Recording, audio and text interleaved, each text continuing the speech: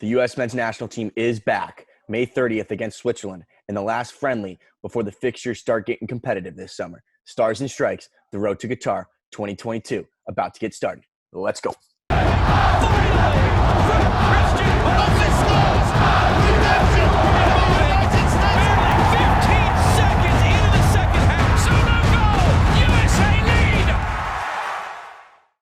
That's right. We got a big one coming up. We've played against the likes of a lot of CONCACAF teams. We've played against some European teams, Wales, Northern Ireland. But this is another big one against Switzerland, which is really going to put our guys to the test. And lucky for us, I think it's going to be another good display of talent based off of just the preliminary squad list that we got pulled up for the game next week. But yeah, I think it's going to be a fun one considering all the guys that we have coming out. Obviously, some guys aren't there as well, but for good reason. So Switzerland, a good opponent, just like that of Northern Ireland and Wales, a good European opponent to test ourselves again. Obviously not up there with the best, but Chaz, what are you thinking? What are your main thoughts coming up for this camp, especially when it comes to looking at the squad first time around? Yeah, before we even get into our squad reactions, you got to think about that this is an important game. This is the last time we're going to see these guys together before we play in the Nations League and before we get into the Gold Cup and into World Cup qualifying. So this is a big time thing. This is Greg's last experiment before the games really start to count. And this is also a big time friendly for Switzerland because this is their last preparations before the Euros. And that's a tournament that they're looking, and they're feeling confident going into. Say what you want about FIFA rankings. We both think they're a bunch of BS because they are, but Switzerland's ranked 13th in the world right now. They have the US ranked down. They have us ranked down at 20th. So, this is a good competition. This is not a random Trinidad and Tobago game. This is not a random, even like Wales, Northern Ireland type match. This is a top, team with top players. They got players playing at some of the biggest clubs in the world. And I think it's a really good matchup to see where this U.S. men's national team is at, because I think in terms of the levels of where these teams are at, I think it's pretty even. Mm-hmm. And it seems like we've been building up with just the squad ever since we first started seeing these players come together. We saw some European players together and then MLS players. And then now it's starting to get more fine-tuned as to players that are going to play a role going forward into the bigger, more competitive competitions and, what works best. So it seems that we're finally starting to grind out what our best 11 looks like. And for this camp in particular, we're going to be missing out on a few key players because of the Champions League. Honestly, props to them for being over and doing their things on as big as a stage it can get apart from the World Cup. But I think it's going to be really telling to see kind of the core without Zach Steffen, the core of this team, to see how they operate against a like-for-like opponent, like you mentioned, that Switzerland could be considered. Yeah, obviously we're also without our best player, Christian Pulisic, who hopefully is going to have a big impact on that Champions League final. We mentioned Zach Steffen. Also, in a more sad note, we're going to be without Aaron Long for a long time, just tore his Achilles. So that's going to be, he's not going to be here for the majority of World Cup qualifying even. So that's hopefully he gets back, back to his best soon, back to health, because that Achilles injury is not a fun. That's not a fun one. That's a long road back, and Aaron Long's an important member of this team. I think prior to the injury, we both would agree that he was probably in and around our best 11 easily in that squad. We've seen what he's done with New York Red Bulls and how he's played for the national team in recent times. So, you just gotta feel bad for the guy and hope he recovers well and he's back in this team before 2022. By the end of World Cup qualifying and into hopefully the World Cup.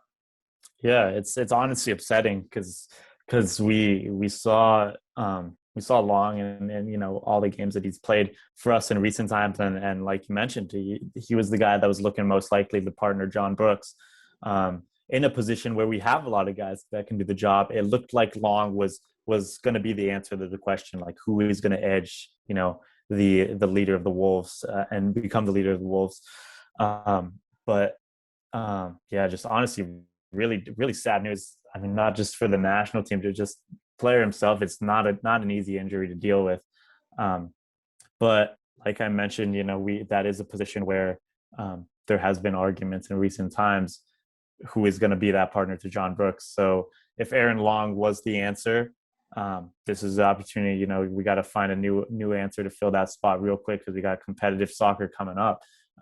So going into looking at that roster now, looking at the defenders, we got.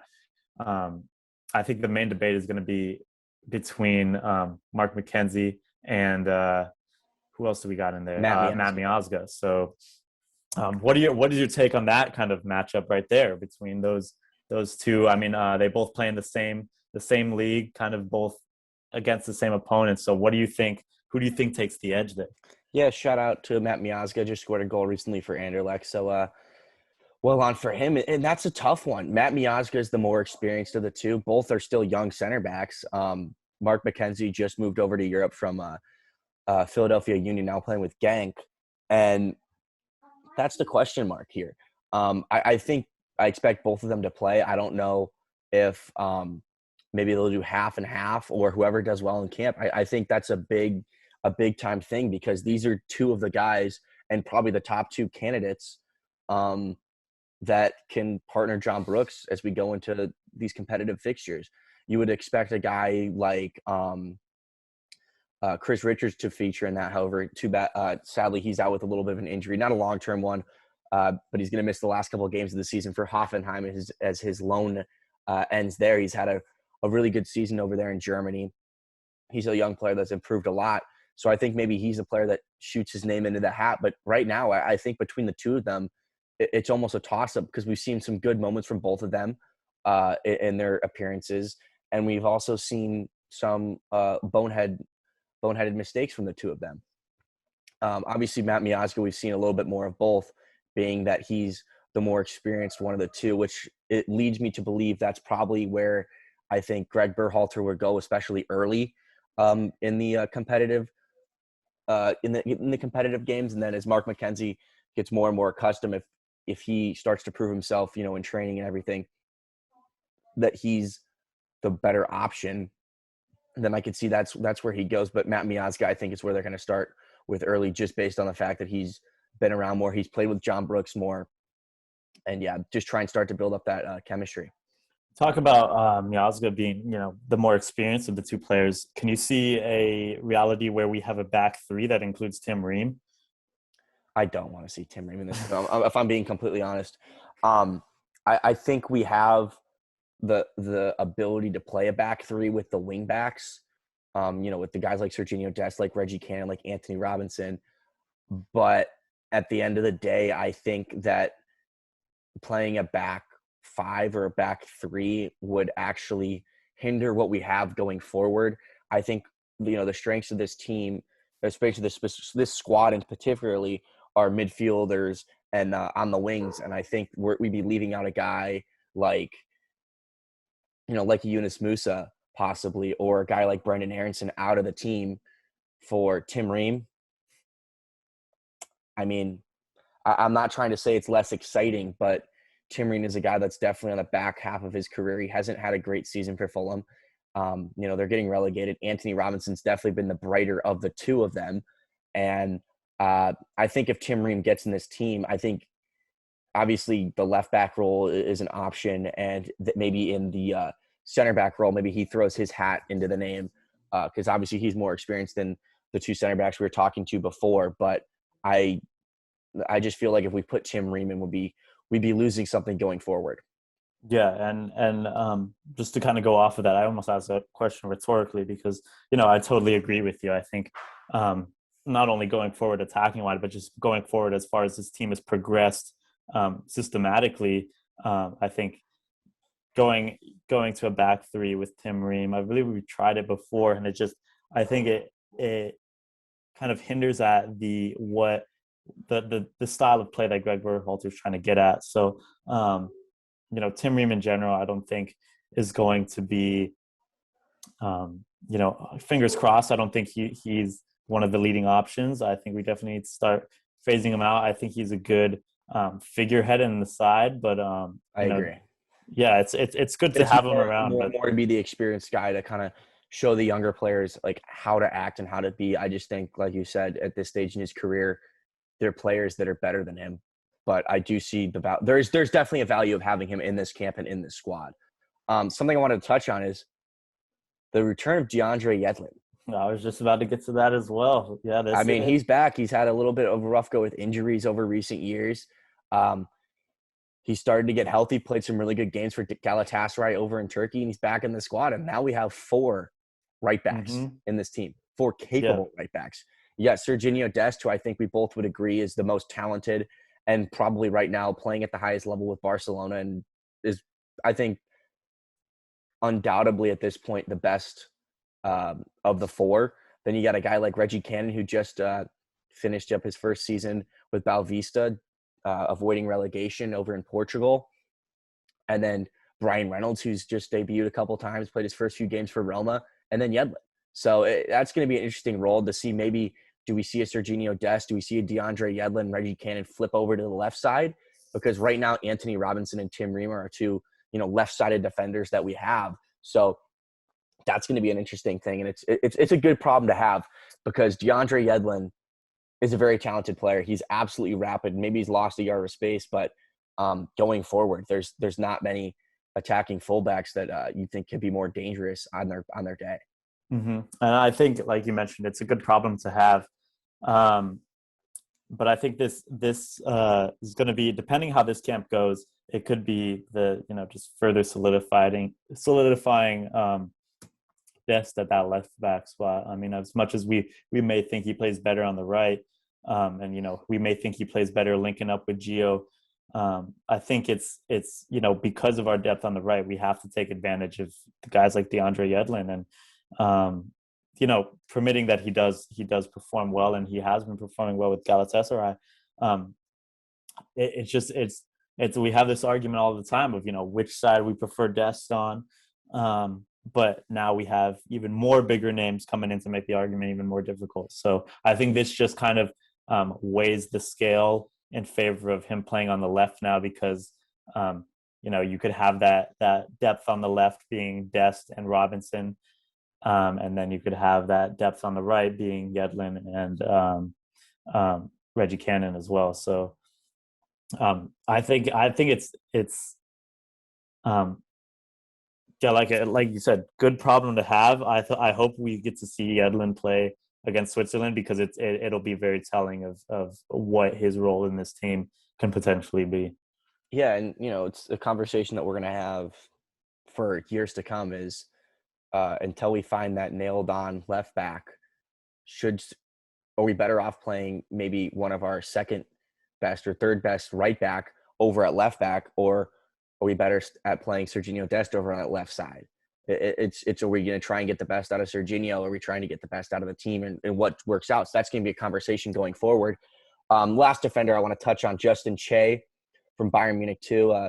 Just finished up his first season over in Europe, 17 years old, making his first camp. So good for him. Maybe we'll see him get an appearance. I don't think it's likely that he probably gets into this game, just being that it's a big time friendly that we're trying to prepare for. And I don't think he's probably ready yet, but it's just good for a young player like that to get in the camp and start to get accustomed to how they do things.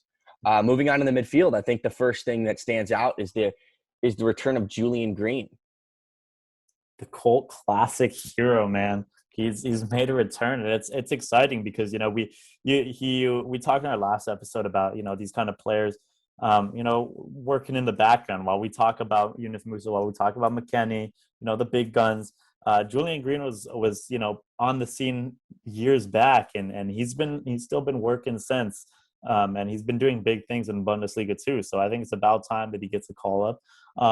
He's a player which maybe like Justin Che, who knows how big of an influence that he's going to have in his camp, just because it's a bit more of a serious friendly and which we do want to make the most out of. It's good but like you said, it's good to have him, integrated with the national team again, especially this new national team that he hasn't been a part of since he was, with the older group, the pre-golden era national team. So I'm not sure what his impact is going to be with the team. I could more so see him coming off the bench for sure, which I would love to see. But definitely good to have him around the guys again, because who knows what he can bring to this team now, this new batch of guys. Yeah, and he's also playing in a new role. You know, when he first came through and we first were talking about him, was more of an attacking midfielder as a winger and as a false nine type player. Since he's played now over in the Bundesliga too with, how do we pronounce this? Gruther Firth. Sorry, my German's not great, but so far this season he played 29 games, scored 8 goals and had 2 assists. So he's a goal scoring option from midfield. And that's something, that I think is a valuable asset to this team. And it's also hard to forget because he's been around for so long. He still recently just turned 25. Like he's still relatively a young player that has a lot of room to grow. I think he's definitely a player that other bigger clubs will be looking at going forward, given the season that he's having. They're fighting for promotion right now. They're only 2 points, I believe, 2 points off the top of the table right now over in the Bundesliga too. Yeah, they're in third place, 3 points off top, only 1 point behind second place Hostel Kiel in second place. So this is a team still fighting for promotion. So it's very realistic that we see him playing in the Bundesliga again next season, whether it be with Gruther Fürth or playing for a bigger team that comes and scoops him up, because he's a player that kind of fell off the radar and is really starting to regain himself, get back his fitness after a couple injury problems. And, hopefully we're seeing him back at his best in a different role. Yeah, honestly. And before we get on to some of the other midfield guys, real talk, do you see him getting in over Sebastian Lletget? I mean, getting minutes over Sebastian Lletget. Here's the thing, right? Like, we talk about goals from midfield, and Sebastian Lletget has done that on the national team stage. So has Julian Green. Obviously, it's been in a different role and much more of a winger attacking midfield role. He's much morphed into a box-to-box type player, and he's excelled in that role. I think this camp is going to be very, very telling. I think this is a camp for both of them to really need to know that you got to step up your stuff. I think you could put Kellen Acosta in that argument. Michael Bradley, who knows what it's going to be the return of him coming into these competitive fixtures. Are we going to see him? What's his fitness level going to be? So I think Julian Green has a real chance to carve out a role in this team, being that he has a lot of end product from the midfield position. And we always joke about Sebastian Lletget being like, we don't get why he's in this team, but he always seems to perform and show up at random times and grab a goal here and there if he doesn't do anything. And Greg Berhalter loves him. He loves the versatility, and Julian Green offers a lot of the same things that Sebastian Lletget offers. So it's very possible it could be whoever gels with it and whoever can come off the bench and make an impact, because I think right now we know what our best midfield three looking at this squad is. It's going to be reflected in our preferred starting 11s, but we've talked about it a lot on this show with Tyler Adams, Weston McKennie, and Yunus Musa. The dynamic, midfield three, I think, is pretty nailed on right now as the best three that we have in terms of this squad. Who knows, what type of system or whatever they make. Maybe they drop Christian back in there, and who knows. But I think that there's a role for him, and it's going to be used as an impact sub. And his goals from midfield are really, really where he can, nail down a spot in this team going forward. Yep, for sure. And that's part of the reason why I brought up Sebastian Lletget to begin with, is because I think that it would be great if we could see, Julian Green, contend that position that Sebastian Lletget has right now, because Lletget gets it has a big part of this national team, and he's one of the more senior players. He's not as old as, say, Michael Bradley, but look, if we have younger guys fighting for that spot, all to them. And I think Julian Green brings that sort of that competition to the table for Sebastian Lletget, which may not have been there before. Maybe from Kellen Acosta, a bit more of a defensive player, but I think it'll be super cool to see if Julian Green could kind of take over that role from Sebastian Lletget. And keep providing goals and as well be a good influence off the bench. Yeah, and a couple of the other names we didn't mention there: Jackson Ewell, Kellen Acosta, two of the other guys fighting for that deputy holding midfield role behind Tyler Adams. Jackson Ewell is a guy that we've been very critical of, but I think he showed us something in that Olympic qualifying. It was an extremely disappointing thing not to qualify for that Olympics in the way that we didn't. However, I think Jackson Ewell in that final game, even though we lost, he was a standout. I think I saw something from him, a fire that I didn't see before, and I want to see that fire on a more consistent basis. I want to see what he can do, maybe with this national team coming off the bench, something like that, maybe in a camp, because the reality is Tyler Adams right now, I think he's significantly better than the rest of the holding midfielders that we have right now in terms of, who's going to play in that six. And we talk about Michael Bradley. Michael Bradley's lurking. Does Jackson Ewell, do Kellen Acosta want to be in that team, or are they going to bring back Michael Bradley, the old head, the experience, all the, the former captain, everything that, Michael has done? Or are Jackson Ewell and Kellen Acosta going to grab these opportunities by the neck and nail down a spot in the squad? And to talk about Jackson Ewell in a bad light, is only being critical of, the player that he can be and all that, because he definitely can play a role in this team depending on the opponent we're going up against. It's all going to come down to who we're playing against in the big games and what system we choose to go with. So that being said, that's when we're going to have to make that choice between Ewell, Bradley, and players in that position. So, but like you mentioned with the Olympic qualifying, that was honestly super cool, and that's something that I want to see from more players as well. Friendlies maybe not, you may not need that sort of passion as well, but that was like that passion in competitive games is going to be what gives some players the edge as well. So to know that Ewell takes this game seriously, as one can argue that some of those players in the Olympic qualifying did not. He is a guy that takes this seriously, and it's good to see, and I give him props for that.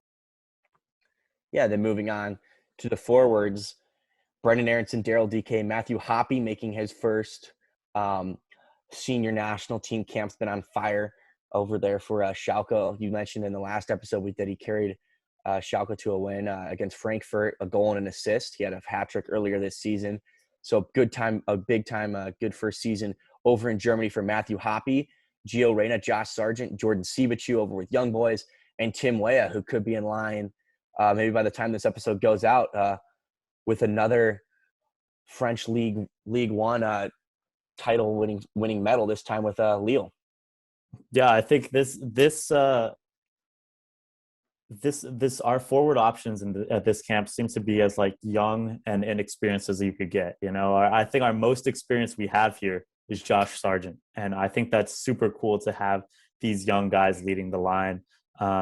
And chances are we'll probably see Reyna, Sargent, and Aronson up top, but that doesn't mean that these other guys aren't going to get opportunities as well, because it's when guys are this young and this inexperienced, it's really anyone's game to play for. Who knows? What if Hoppe comes off the bench and does what Hoppe does and scores a hat trick or something? That's exactly the type of impact that any of these young players can make. So that's why I just kind of love how this roster is looking when it comes down to the forwards, is because it's really open to these young individuals making the most out of the opportunity given. There's no nailed down starters in this list of forwards right now. I mean, you could argue Gio Reyna. Of course, he's one of our best young players, but if anybody has a good game, any one of those spots are there for the taking of these young guys. Yeah, absolutely. We talk about a guy like Daryl DK, who's just been absolutely on fire this season in the championship for Barnsley. 9 goals in 19 games since he's been over there on loan from Orlando City. He's a guy that a lot of bigger clubs are looking at. I think he's definitely a player that we could hopefully see in the Premier League next season. Obviously, Orlando City want him back over in MLS, but if I'm Daryl DK in his career, I think he can make that next step up. I think he's shown that he has the physical ability to play over in Europe. I think he's shown that he has the technical ability to play over in Europe. And hopefully he gets a shot with a bigger club. Barnsley are still fighting for promotion, so maybe he, signs on permanently there if they do end up winning promotion through the playoff. But yeah, he's another exciting player. We saw him, in the last couple of camps. He hasn't quite got a goal yet, but he's always been he's been so close to getting that first national senior team goal. And you just got to hope maybe he comes off the bench, maybe he gets the start and gets his first goal against Switzerland. Yeah, and the fans in England love this guy too. If I was Daryl DK, I would not want to leave. And people love the name Daryl DK. They love seeing him play, and he's scoring great goals for them as well overseas. There's little to no incentive for, at least myself as a full-time student at school. I wouldn't take that opportunity to go back to the United States if I was balling up in Europe. But we'll see what kind of grip Orlando City has on this situation, and ultimately what he comes down to, because dude, he could totally make the Premier League his if he continues the way he is. Yep, and then a guy like Jordan Siebatcheu, we haven't talked about him, just recently inked a permanent deal with Young Boys over in Switzerland, had a good first season for them, just won the Swiss League title, so congratulations to Jordan Siebatcheu, another guy that's just tossing his name into that hat. It's a good problem to have when you have all these young players, in there. There's some guys that aren't even in this team that are going to be, considered. We talked about the old heads of Michael Bradley. Josie Altidore is a guy that's going to be kicking around if he's healthy. Nicholas Joachini, he's had some really good performances so far this season, and just recently for the U.S. men's national team. He's not a member of this squad. Obviously, Matthew Hoppe, Christian Pulisic's going to be back in this team. So what type of, what does that mean for some of the other players? Who plays better with him? And it's really cool to see all this good stuff happening. Yes, sir. We got a lot of good options up top, a lot of good young options, and that'll definitely be expressed when we talk about our preferred starting 11. So let's get right into that. Let's talk about, who we want to see play, and, how we want to see ourselves play, our expectations for the match, starting off with our goalkeeper. I went ahead and put Ochoa in there, honestly, coming off of those games in the Olympic qualifying. I think he was one of those guys like Jackson Mule that we talked about, being a player that looked like he was there to play, and a player that looked like he was there to win. He was definitely arguably one of the best guys of the playoff round of the tournament, and just seeing that commitment as well as coming up with big saves was super impressive for me. So I want to see him, get a run out with the big boys as well. Yeah, you mentioned Greg Berhalter said they didn't have a ton of youth in the team, and that's reflected by the two other goalkeepers. I went with Ethan Horvath. Obviously, he'd been the deputy to Simon Mignolet over in Belgium with Club Brugge this season. However, I think it's just I think he's the closest one to making a start if Zach Steffen goes down, based on the other two that we have in the squad. Odunze and David Ochoa both are still relatively young and inexperienced players. So if something were to happen to Zach Steffen, I think that Ethan Horvath is the more likely of the three to make a start. And I think a lot of this just has to do with preparing for the competitive fixtures coming up this summer in Nations League, in the Gold Cup, and ultimately in World Cup qualifying. So I went with Ethan Horvath. Moving on to the defense, I went with Anthony Robinson at left back, John Brooks and Matt Miazga, the partnership in the center of defense, and then with Serginho Dest in his preferred right back role. Yeah, I went for something a little bit different. I went with Deandre Yedlin slotting in right away in that right back spot, and then Brooks, McKenzie, and Serginho Dest, of course, rounding out that back line. Honestly, for me, I just really want to see Yedlin back. Kind of the same situation with how I felt about Julian Green, just seeing how he plays with these new guys. Who knows what he may offer with this new batch of players. So I think if there is an opportunity to check that out, it's going to be now before things get competitive. So you have a good player on your hands in DeAndre Yedlin, and you want to test that out. You want to test the waters to see how he's going to operate in this back four before you just, throw him into, actual competitive matches. So I think this is the last opportunity where we could, you know, see how he operates in this team. And I'd love to see that, to see him take up that role. We've seen Robinson, we've seen Reggie Cannon. I think they've gotten their opportunities. When it comes down to Dest, obviously, I think he has that spot on lock. But right back spot, how we talked about that spot having so much depth, I think now should be the chance where we see Deandre Yedlin get his shot at the position. Yeah, and that's a real, a conundrum or a tough decision that Greg Berhalter's going to have to make is how are we going to – what's the balance of this back line going to be? I went with Miazga over McKenzie because of like I said, the experience. I think that it's more likely that he starts early. I think it's definitely possible Mark McKenzie maybe takes over, but Miazga's been in good form as well.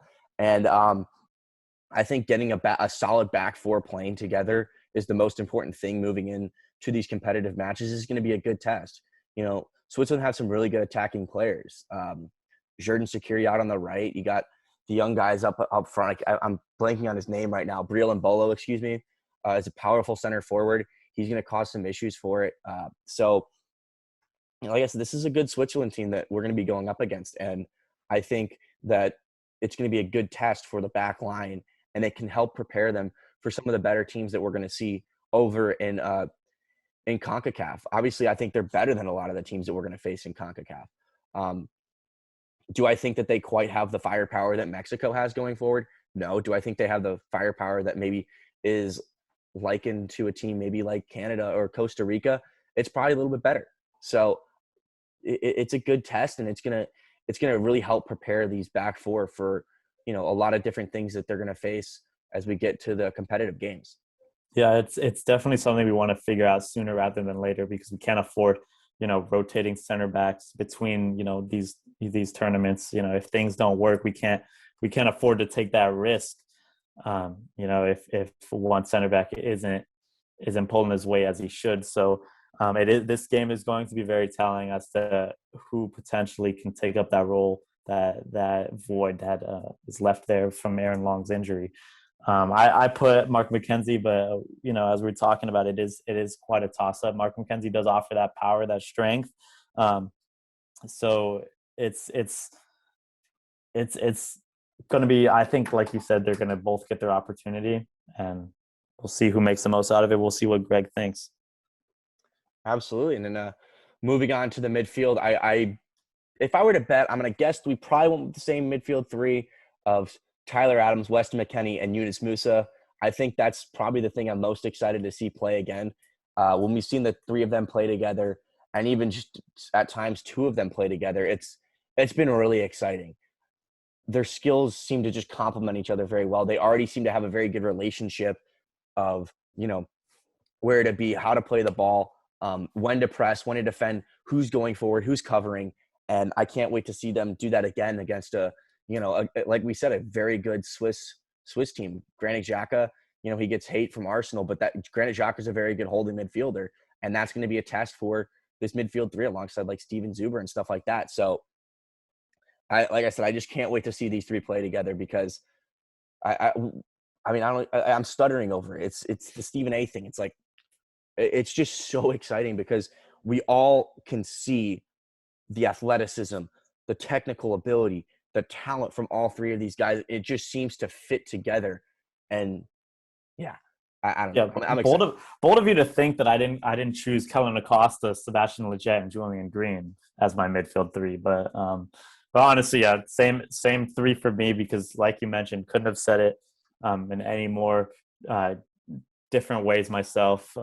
Those three just click together in a way that can't be replicated. So though, McKennie, Adams, and Musa are especially going into competitive games, seeing these guys together more and more is just going to make them better and better. So would love to see that against Switzerland. Not too much else to say. You know how we feel about it. So let's get into that front three where there might be a bit more controversy. Let's see. We'll go place by place. I ended up putting actually let's talk striker first, maybe. I Sure, we put talk striker. That's where we might have a little bit more of the disagreement. I actually went with Daryl DK over Josh Sargent. Um, he's been in great form, obviously, for Barnsley. Josh Sargent is playing in a better league, but I think Daryl DK is a guy that just offers something else. He's that big target man. He's really going to cause the Swiss back four some problems with his physical ability. We saw him come off the bench in that Northern Ireland game and have an immediate impact. I want to see what he can do over an extended period of time. We know what Josh Sargent brings. We know that he's the guy that'll run the channels. He'll be able to pick the ball up deep from midfield. He'll work hard. He'll press. I want to see what we have out of Daryl DK. I want to see if he's going to be a guy that can be an option, not just coming off the bench, but maybe from the start. We know he can be an impact sub. I want to see what he can do. I want to see him get a goal. Yeah, and like you mentioned, we've seen Josh Sargent. You know, the more I listen to you talk about it, I question why I put Josh Sargent, but I really do want to see more from him because we saw him play against Jamaica, I think it was, and he played well that game. He didn't contribute to a goal, but he has that work ethic that will open up for those creative players around him. He had And a nice assist against Northern Ireland. yeah, and he's got a lot to offer just apart from his, finishing ability as a striker or whatnot, which I think Daryl DK definitely has that aspect of the game over him. But I'd like to see a bit more of, if Josh Sargent is our most senior member of this attacking team, maybe apart from Sivic, who was also 25, I believe. But I think I want to see what he can offer to the young guys around him. You go. Sorry. Oh, no. Go ahead. Oh, I was going to say it's kind of a flip side of that back four. In the attacking roles, I think is in a friendly like this is where you can test things out. I don't think maybe the continuity of playing together is as important or as crucial maybe as a back four, even a midfield three, when you know who your guys are going to be. Because the reality is you don't have Christian Pulisic in this team right now. And that almost changes everything up. And there's so many different players that don't have a nailed on role. We don't have specific nailed on starters in specific roles up three. The front three is completely up for grabs aside from Christian. I mean, we don't even know where Christian's going to play in that front three. For all we know, we could go 4-2-3-1 and play Christian as a 10. So these guys, we haven't quite had the chance to see them as we have from maybe some guys that were earlier in the squad. And that's why I wanted to see DK, because he's an exciting player. I want to see what he can do and if he can, grab a goal, because we know what Josh Sargent offers. And had this been Mexico right now in World Cup qualifying or Gold Cup, I'd probably say start Josh Sargent. But being that it's a friendly and I want to see what the ceiling can be like with a Daryl DK, give Daryl a shot. Yeah, and I think a lot of it comes down to, who you have around the central striker as well, because, who is going to best asset his game. And when it comes to, a big guy in the box like DK, you want the most creative players around him. So, I think Josh Sargent as well would create room for players like, Reyna and Aronson to operate as well. So that's kind of why I threw him in here. My two wingers would, or at least wide players that I would like to see would be Brennan Aronson and Gio Reyna next to or on either side of Josh Sargent. I think their creativity in the wide areas will, especially with Sargent's movement, will give us some good opportunities for scoring. It'll be interesting to see, how that'll change though if we have a big central striker like DK. If that may be the more beneficial way of playing, the better system of play, as opposed to Josh Sargent running through passages and stuff like that. Link up play with Aronson and Reyna. We'll see which tends to be more beneficial. So yeah, I went with the two same wingers, Aronson out on the left and then Gio out on the right. Two guys that I'm excited to see play again, especially we haven't seen them play together for a while. It's been a minute since we've seen these guys play, and I'm excited to see them back in a U.S. men's national team shirt. And I want to see what they can do against a really good Switzerland team. Jan Stemmer's a good goalkeeper. They got a Conch. He's a really good, accomplished center back. And this is going to be a big time test for this team. this is where we're going to see where a lot of these players are at. We've seen them play well in some of these games against local, CONCACAF teams, maybe some lesser European teams. Sorry about the phone in the background, driving me crazy. The ADHD's off the wire. But back to U.S. soccer, it's going to be a big test. I've said it a million times, and I'm really excited for it. So why don't we get into our expectations for the game? Ryan, how do you see this match unfolding? Honestly, I think it's going to be more of a grind. I could see this one being a bit more like that Wales game where there wasn't, we're so accustomed to seeing these guys dominate and put up 7-0s, 6-2s, 6-0s. And this is definitely not going to be one of those games. This game is going to be a grind. And I think a lot of it's going to come down to that midfield.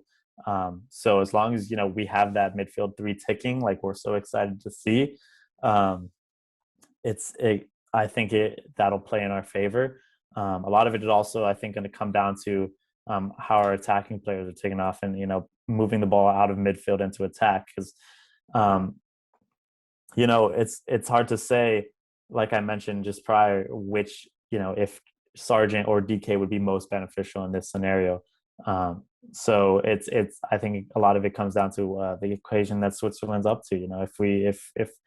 If we're going to have to, squeeze our way through with passing, then so be it. I think Josh Sargent would be great in that scenario. But if that's not working, bring on the big guns from the bench and let's whip in some balls and take care of them that way. So I think it's definitely going to be a grind where we're going to have to, get a hold of the game as it goes through. Yeah, and it's going to be a test for Greg Berhalter's system. He likes to try and play out from the back, and at times against some of the better teams, we've been caught out. I think right now the players that we have maybe for this squad, it probably fits better with guys like Serginho Dest, who are very comfortable on the ball. We have that dynamic midfield, so I think I would like to see us press high up the field, similarly to how we played in that Wales game, in that Northern Ireland game. Obviously a different class of opponent, especially in the latter game. However, I think this midfield three is at their best when they're, doing what they do well, showing their athleticism, being able to, keep that high tempo to the way we play, get the ball, break quick early, play fast, and, utilize Gio Reyna and Brendan Aronson out in space and help them do what they do well. But like you said, this is going to be a back and forth game. It's not going to be an easy win. And I think this is where we could really see our midfield shine in terms of doing the dirty work. And like I said, I can't wait to see this team play against a comparable opponent to really get a true test of where a lot of these players are. Yeah, and I'm just looking now at some of the previous fixtures that Switzerland's have. Obviously, you mentioned that we've played a lot of CONCACAF opponents, Northern Ireland, Wales, a bit lesser of lower end of the European teams, but Switzerland has fared against some of the European giants. I mean, just reading a couple in the Nations League, a 1-1 draw to Spain, a 2-1 loss to Belgium, which is not bad at all, as well as a 3-3 draw to Germany, and that's pretty huge considering that now we're going up against this opponent, and let's see how we fare if they're being narrowly beaten by Europe's best national teams. I think this could be a real test of where the United States falls in that equation of European teams, because Switzerland is not as much of an easy run in the park as, say, Northern Ireland or Wales would have and should have been for us. Now this is a pretty decent European opponent that has fared against big European sides as well. So before we ramble on a little bit more, or too much, I should say, score predictions.